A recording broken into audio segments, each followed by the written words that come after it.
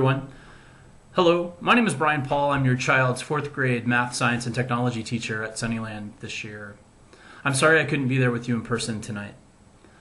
I thought long and hard about how best to utilize the 10 minutes or so that I have to talk to you about your child and their learning in my classroom this year. And even though I'm sure you'd love to listen to me talk on and on about the new Common Core math standards and the new Washington State science standards, I thought there might be a better way for me to use our time together.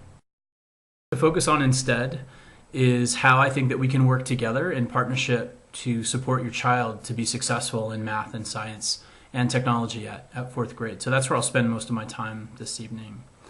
Before I dive into that, I'd like to make sure that you know that I do believe that this is a partnership, that we are educating your child together, and that we all play a role in that. The child plays a role in their education as well, and I think that that's extremely important.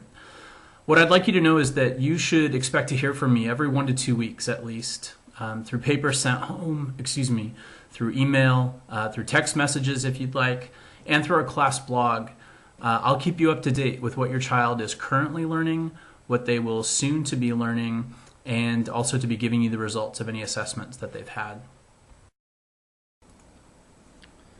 So in order for us to work as a team, it's really important that we communicate on a regular basis. And so what I'd like to make sure, first of all, is that I have your email, because I do communicate regularly with everyone on an email list. So if you have email, please, if you haven't been receiving messages from me, please send me an email message at brian.pahl@bellinghamschools.org so I can add you to my email list. Or please neatly write your name and email address on a piece of paper and leave it there in the classroom for me tonight, and I'll make sure to get it and add you to my list. Also, if you haven't seen our class blog, you can find it at begoodhumans.blogspot.com. And if that's difficult for you to remember, you can just go to google.com and search Room 12 Sunnyland. We're usually the first 2 results of that search. So again, if you just click on Google, or if you open Google and search Room 12 Sunnyland, you'll see that we are begoodhumans.blogspot.com. That's the first result of your search. If you click on that, begoodhumans.blogspot.com, you're taken immediately to our learning blog on Blogspot. And the latest entry on the blog right now is Stupendous Strategies for Learning Multiplication Facts. All the students are working on learning multiplication facts 0 through 12. And our learning blog is a great place to find out what your students are working on, what they're learning, and some of the strategies that they've learned for doing that. All right, back to our lovely PowerPoints show. What's your child learning in my classroom? We are primarily looking at math. Most of the time that we're together is a math block. So first of all, I do use the Common Core State Standards. Washington has adopted the Common Core State Standards as our primary means of instruction. I used a balanced math program in my class, and what that means is that each day your child works on a daily math review. The daily math review lasts for about 2 weeks at a time. They're quizzed on the content of the daily math review every second Friday. They also receive a content lesson in whatever we're studying, whatever particular unit we're studying. Currently, the students are all working on place value, and we'll have a quiz on place value on Friday. Finally, there's also some independent work and support in the class, and Mathletics is our new web-based math support program, and it's individualized, so students who are struggling can get extra help from Mathletics, and students who are excelling in math can also work at their own pace. We also work on science on a regular basis in the Washington State Science Standards Guide My Instruction in Science. Students are learning inquiry and application of scientific processes. Our primary areas of focus in 4th grade are salmon. We have a great program called Students for Salmon that's taught in conjunction with NC, or the Nooksack Salmon Enhancement Association. We do a tree observation project that lasts all year long. They choose a tree in Memorial Park and they observe it and take pictures of it and the surrounding environment starting in September, and then it goes all the way through next June. It's a great project students really enjoy. Finally, our two kits that we study are Earth and Space, and we'll start that in October. And our other kit is Oceans, and we will begin that probably in late winter or early spring. And technology. What's your child learning in technology? Throughout the course of the year, your child will learn to be competent, respectful, thoughtful users of computer technology. They will learn tools for creative expression. They'll learn tools for sharing their thinking and learning in meaningful and authentic ways. They'll become participants in the global society through our class blog, through other classes' blogs from around the world, and also with Skyping with classrooms across the country and around the world. So let's get to what I mentioned at the beginning. Rather than listing off every standard and every item that your student will be learning through the course of the year, I really want to focus on how you can help at home, how we can work together to help you support your child at home. First of all, I think it's really important. Please make sure that there's a consistent time and a quiet place for homework each day. And then also, I think there should be a consequence for not meeting homework expectations. I think it should be really clear that this is the child's responsibility every day, is to work on homework for a period of time, to do their very best work on it. And if that's not happening, there needs to be some kind of a consequence, in my opinion. And then here's, I think, what's most important here. Please try to help your child learn how to think. Don't just help them to get the right answer. And I think I'll talk about this a little bit more in a little bit. Please remember, in math, I think in life, right, there's no one right way to do math. There's no one right way to solve problems or to do a job. And too often, both students and adults, I think, fall into this trap of feeling like, well, that's not how my teacher taught me. There's only one way to do this. Please hear me clearly. That's absolutely not true. There are many valid ways of solving math problems, and if you show your child a way to do something, they should consider it a valid way of solving a math problem. All right, so you may be thinking or maybe wondering, how can you help your child to think better? What do I mean by that? And so one thing that I'd like to ask you to try to do is to limit the focus of conversation.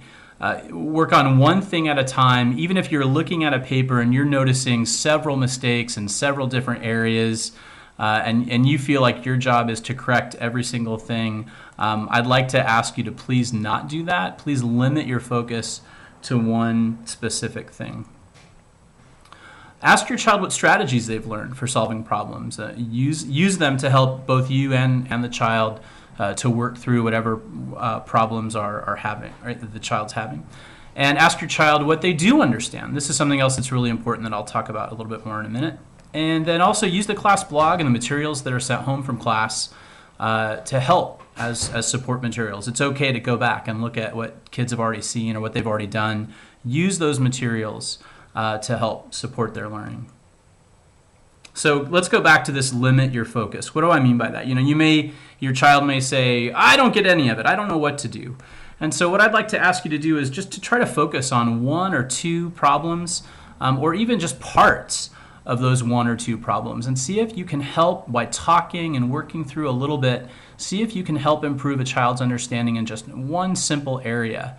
And if you can do that, then there's some progress has been made, and you can avoid a lot of frustration that I think can occur in helping with homework. And I put this picture up here because I wanted you to notice who has the pencil. I think our job is always to try to help the student work through the problems on their own. We can help with our thinking, but I think the child is the one that should be doing the work. We can definitely sit down and say, here's a way that I would do it, and have them watch. But if it's their paper, I really think it should be the child doing the work on the paper. All right. And then asking the question, what strategies do you know? If they don't know any strategies that have been taught, then that's a problem. That's something that should be communicated to me. It's a problem that a child doesn't have any strategies whatsoever to attack a problem.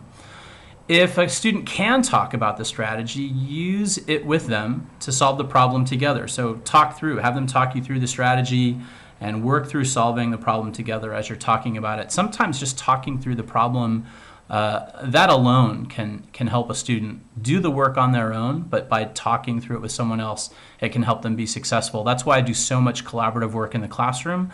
Students talk each other through solving problems, and they can be a lot more successful than when they're doing it in isolation. Then try another problem using the same strategy, maybe with less support the second time. Have them, give them different numbers, or give them a different problem that's focusing on the same concept, and then see if they can do it more independently the second time. The whole goal that we're working toward is building independence. We want students to be able to do as much as possible using their own thinking and their own work as possible. All right, and what did I mean by using materials that were sent home? Well, students have been taught to carefully correct from the very first day of class. They've learned specific ways that they should be correcting their papers. They work with each other to correct their papers. They work with me to correct their papers. And so they've been taught a very specific way to do this, because this is a support for them to be successful. If there's something they missed or if they didn't understand on day one, when they see these problems again on day two, they should be able to go back to day one and use what they did on day one to help them be successful day two. The math review, again, I mentioned this before, the math review stays the same for 2 weeks. The only thing I change are the numbers. The concepts that are focused on are consistent. And the whole reason for that is that the goal of the math review is to help them learn these concepts. And so they can always go back to previous days, and they should be able to see their corrections, see the notes that they made, to help them, so if I'm on the Thursday math review, I should be able to go back to the Wednesday or the Tuesday math review, see mistakes that I made, and I should be able to use that to help me be successful working on it independently on Thursday. Units of study in math are usually 4 to 6 weeks long, and there are a lot of papers that, a lot of independent work, a lot of classroom work that comes home. A lot of it gets corrected and talked about, and so they should also be able to use those papers to help support them later on in the unit, to help support their understanding if there are any gaps there. And again, the concepts that I teach, they all build on each other. And so earlier concepts are meant to support later concepts that students are going to be learning. All the work that they have and that they're given, they should be able to go back and look at that, look at the notes that are on there to help them, again, to be successful later in the unit, later in the math review, and so on. All right. And then finally, I think reviewing and discussing the assessments that come home. So, you'll get a math review. You have a math review quiz, should have come home last week, and you'll get another math review quiz that'll come home probably Tuesday of next week. And so you can sit down and talk about this with the student. What don't you understand here? What help do you think you still need with this or that problem? What ways can you improve your independent work time? So really checking in with the student. Are you using your independent work time successfully? Are you making good choices during that time? Are you getting help if you need it? Are you keeping the talking and the chatter to a minimum? These are really important questions. Are you correcting your work properly when it's reviewed in class? So are you taking that time that's built into class every day to really think about the work that you did and correcting it properly so that you can be successful later on? And then, really thinking, all those are thinking about the student. But finally, what needs to be communicated to Mr. Pahl to better support your learning? So if a student really feels like, yeah, I'm doing my best, I'm really paying attention, I'm working hard every day, but I'm still not getting it, that's got to be communicated to me so that I can figure out different ways of approaching the information with your child. It means a lot to me that they understand and that they're successful, and I can't do that if they're not clearly communicating that with me. So that's an important question as well. Hi, I'm back. I just wanted to end back with you sort of face-to-face, if you will, and say before leaving that I can't stress enough how important the communication is between you and me and your child is in their success in my class. And please don't hesitate. If you ever have a question, if you ever wonder, why did your teacher do this? Send me an email, call me, ask that question, especially if I'm the only one that could answer the question. Definitely, give me a call, let me know, send me an email, come by and ask the question or set up an appointment. Let's please be in communication. Whether your child is struggling or if your child is excelling and you feel like your child needs more of a challenge, that's something else that I want to know and to be able to work with you to improve my teaching for them. So thank you so much for coming tonight. I hope the information that we've provided has been useful and helpful to you, and I hope that I get to see you in person very soon and that we can continue our conversation about your child's learning. Thank you.